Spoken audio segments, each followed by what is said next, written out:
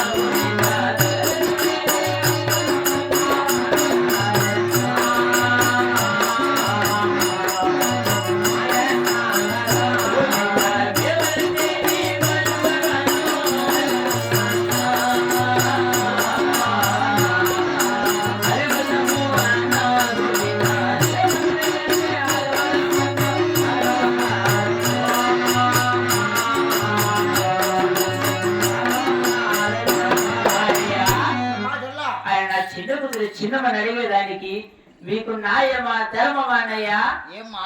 ఆయన మీరు ఓలిగొండలో శ్రీపతము మేము తెచ్చింది పాలుగొండలో హరిపత కదన్నయ్యా అమ్మా హరిపతము చౌబత్తి నువ్వు ఏదేసి మాట్లాడుతున్నావా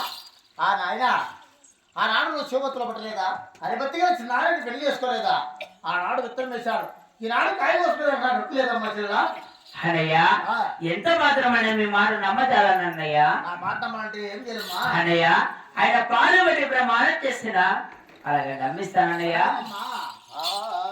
పాలు బట్టి